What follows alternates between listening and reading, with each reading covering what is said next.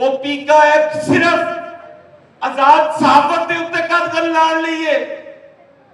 ਉਹ ਪੀਕਾ ਐਕਟ ਅਗਰ ਕੋਈ ਵਜ਼ੀਰ ਝੂਠ ਬੋਲਦਾ ਹੈ ਤੇ ਉਹਨੂੰ ਕਿਉਂ ਨਹੀਂ ਪੀਕਾ ਐਕਟ ਦੇ ਤਹਿਤ ਟ੍ਰਾਇਲ ਕੀਤਾ ਜਾਂਦਾ। ਪਰ ਇਹ ਜਿਹੜੀ ਕਾਸਮੈਟਿਕ ਸਰਜਰੀ ਹੈ ਨਾ, ਇਹ ਹੁਣ ਮਜ਼ੀਦ ਬਰਦਾਸ਼ਤ ਨਹੀਂ ਹੋ ਸਕਦੀ। इमरान खान साहब ਤੁਹਾਡੇ ਸਾਹਮਣੇ ਨੇ 2013 ਤੋਂ ਪਹਿਲੇ खान साहब को कोई स्पोक्सपर्सन नायाब टीवी ते आके अपनी नुमाइंदगी करते सन, अपनी पार्टी की नुमाइंदगी करते सन, टॉक शोज जाते सन। लेकिन अज वो एक अपने आप को जिन समझते हैं कि असी ताकत का बहुत बड़ा मंबा कि टेलीविजन के उत्ते गटर के अंदर डुब के मरने वाली बच्ची नहीं एक ड्रामा रचाया गया। मैं नहीं समझता कि ये चीज़ां जरूरी ने सिर्फ और सिर्फ तुहाडे और मेरी अखां दे विच धूल पाउण वास्ते। मैं किसी भी सूबाई तासुब की ऐनक नूं ला के गल कर रहा। मैं आखना कि अगर गोल प्लाजा सानिया कराची दे विच हुंदा है तो वो भी जुल्म है, वो भी ज्यादती है। लेकिन अगर दादा दरबार के उत्ते या उसके गिरदो नवाह के अंदर एक गुंजान आबादी के अंदर अगर एक खातून अपनी बच्ची के नाल डुब के मर जाती है तो वो भी एक अलमिया है, एक लम्हे फिक्रिया है कि 2026 के अंदर भी असी कोई अग दे नाल सड़ के मर रहे हैं और कोई गटरां दे विच डुब के मर रहे हैं। असी ये सवाल करन लई हक बजानेबा कि यह वाकया होया और उस सारे स्टेज ड्रामे का ड्रॉप सीन की है कि 4 मामूली मुलाजिम उन्होंने मुअत्तल कर दिता जाए, ठेकेदार को 1 करोड़ रुपया उस मुतासरा खानदान को अदा करने की हिदायत दी जाती है। मैं पूछना कि वो क्या पीका एक्ट, वो पीका एक्ट सिर्फ आजाद सहाफत के उत्ते कदम लाण लई है। वो पीका एक्ट अगर कोई वजीर झूठ बोलता है तो उन्होंने क्यों नहीं पीका एक्ट के तहत ट्रायल किया जाता। अगर वो थानेदार जिसने उस मुतासरा खानदान के वारिस को गिरफ्तार भी किया, तशद्दुद का निशाना भी बनाया, क्यों नहीं उस थानेदार को मुअत्तल किया गया? क्यों नहीं उनके खिलाफ कार्रवाई की गई? क्यों नहीं उन्हें उत्ते मुजरमाना गफलत का पर्चा दिता गया? सिर्फ मुअत्तलियां और इस हद तक मजाक कि जिस आदमी को तुसी 1 करोड़ रुपया लैके दे रहे हो, तुसी ते मुकदमा चलने तो पहले ही कसास अदा करवा दिता है। किस कानून के तहत उन्होंने सजा दोगे? किनू निशाने इबरत बनाओगे? असी कदों तक ये सारिया चीज़ां वेख के और अखा बंद करते रहांगे? सानू कोई सूबाई तासुब नहीं है। लाहौर भी साडा है ते कराची भी नून लीग दा है। ये पाकिस्तान है। इनू इलाकियां च वंडना मैं समझना मुआशरे नाल सब तो वड्डी ज्यादती है। उत्थे अगर गलत होंदा है उनकी भी मुजम्मत करने और अगर इत्थे गलत होंदा है इनकी भी मुजम्मत करने। और ये जिहड़ी कॉस्मैटिक सर्जरी है ना, यह हुण मजीद बर्दाश्त नहीं हो सकती।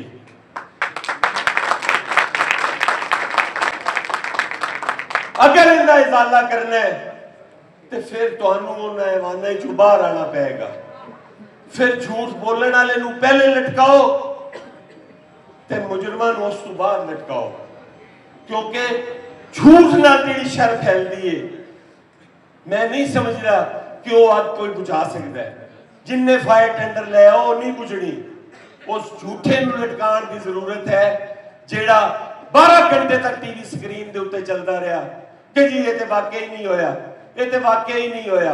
और फिर जो लाश मिली उदों सारे मान गए उस चीज को। एक टाइम आंदा है, गुड टाइम होंदा है, क्लिक कर जाते ने और पार्टियां रिवाइव भी करदियां ने, खिलोंदियां भी ने। ਤੁਹਾਡੇ ਸਾਹਮਣੇ ਹੈ ਕਿ 2002 ਦੇ ਵਿੱਚ ਅਸੀਂ ਅਸੈਂਬਲੀ ਸਾਂ ਤੇ ਪਾਕਿਸਤਾਨ ਮੁਸਲਿਮ ਲੀਗ ਦੇ 30 ਕੇ 35 ਮੈਂਬਰ ਸਨ ਸਿਰਫ। ਫਿਰ ਇੱਕ ਟਾਈਮ ਆਇਆ ਕਿ ਉਹਨਾਂ ਨੂੰ 2/3 ਅਕਸਰੀਅਤ ਵੀ ਮਿਲੀ। इमरान खान साहब ਤੁਹਾਡੇ ਸਾਹਮਣੇ ਨੇ 2013 ਤੋਂ ਪਹਿਲੇ खान साहब को कोई स्पोक्स पर्सन ना आप टीवी ते आके अपनी नुमाइंदगी करते सन, अपनी पार्टी की नुमाइंदगी करते सन, टॉक शोज जाते सन। लेकिन आज वो एक अपने आप को जिन समझते हैं कि असी ताकत का बहुत बड़ा मंबा, यह वक्त आन जाने वाली चीज होती है। मैं पाकिस्तान पीपल्स पार्टी के तमाम कारकुनों को यह गुजारिश करांगा कि वो फैसल मीर साहब सदर लाहौर के हाथ मजबूत करें। पाकिस्तान पीपल्स पार्टी अगर लाहौर मजबूत होएगी तो चिन्योट मजबूत होएगी। पीपल्स पार्टी अगर लाहौर मजबूत होएगी तो रावलपिंडी मजबूत होएगी। पाकिस्तान पीपल्स पार्टी का अगर झंडा सड़कों से नजर आएगा तो साहिवाल चीचा वतनी पीपल्स पार्टी मजबूत होएगी। असी और मैं एक और चीज जरा वाजिया कर दिया कि साडे कोई दोस्तां नूं जेड़े पहले अहदेदार सन, साडे काबिल एहतराम भाई ने, अच्छे दोस्त ने, अज भी तल्लुकात अच्छे ने और हमेशा अच्छे रहने ने। यह फैसला पीपल्स पार्टी का मुतफिका फैसला है। असी इहनूं डिसोन नहीं करते कि चेयरमैन ने कर दिता है, साडी रजामंदी नहीं है। चेयरमैन ने पार्टी नूं ऑन बोर्ड लिया। असी सारे दोस्तां दी तजवीज़ात दित्तियां। जिहड़े लोग असी महसूस करते सां कि ए दोस्त जिहड़े ने ये उम्मीदवार ने, असी वो तजवीज़ां दित्तियां, अपनी राय भी दित्ती। चेयरमैन ने जिन्हों मुनासिब समझिया नामजद कर दिता और हुण वो साडा सारियां दा सदर है। ਉਹਦੀ कामयाबी साडी सारियां दी कामयाबी है, ਉਹਦੀ नाकामी साडे सारियां दी नाकामी है। अगर मेरा फैसला चेयरमैन ने जेड़ा जनरल सैकटरी लिए कीता अगर वो दुरुस्त सी तो फिर फैसल मीर दा भी दुरुस्त है। अगर मेरा गलत सी तो फिर फैसल मीर दा भी गलत है। सानू पूरा हक है एक सियासी कारकुन होने की हैसियत नाल कि असीं अपने ओहदे लई, अपनी तरक्की लई जदोजहद करिए। लेकिन जो एक फैसला हो जाए फिर सानू उस फैसले को तस्लीम भी करना चाहिए, उस फैसले को ओन भी करना चाहिए और उस फैसले की कामयाबी लिए कोशिश भी करनी चाहिए। कदम बढ़ाओ फैसल मीर, हम तुम्हारे साथ हैं। कदम बढ़ाओ फैसल मीर, हम तुम्हारे साथ हैं। मेरे दोस्तों, कदम बढ़ाओ आशा शौकत, हम तुम्हारे साथ हैं। मेरे दोस्तों, सानू हुण इस तंजीमी लड़ाई तो अगे निकलने की जरूरत है। मेरे दोस्तों, मेरे साथियों, लाहौर वो जगह है जिथे पाकिस्तान पीपल्स पार्टी की तखलीक हुई और पाकिस्तान पीपल्स पार्टी का मजबूत किला लाहौर सी। और मैनू फखर है एक गल आखण ते कि एक वो वक्त सी जो पंजाब के अंदर पाकिस्तान पीपल्स पार्टी दी नशिस्तां ज्यादा सन और सिंध घट सन। असी उस चीज नू मेनटेन ना रख सके। असी अपनियां नाकामियां दा, अपनियां कमजोरियां दा एतराफ भी करांगे। असी एतराफ करांगे ते अगे वध सकांगे और उन्हां दे उत्ते काबू भी पा सकांगे। पाकिस्तान पीपल्स पार्टी अगर पंजाब के अंदर कमजोर होती है तो मैं समझदा वां कि लिबरल्स लिए एक बहुत बड़ा पैगाम है कि वो ऑक्सीजन जिहड़ी पीपल्स पार्टी की सूरत उन्होंने मिल रही है वो मुयसर नहीं होनी।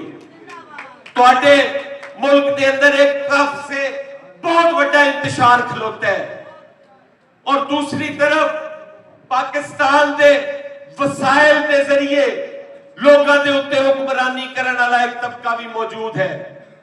अगर आज पाकिस्तान पीपल्स पार्टी के कारकुन बाहर नहीं निकलेंगे, अगर आज वो अपनी जदोजहद तेज नहीं करेंगे, अगर आज वो अपनी क्यादत का पैगाम गली गली तक नहीं पहुंचाएंगे तो फिर एक अलमिया होएगा। और वो तुसी कल वेखे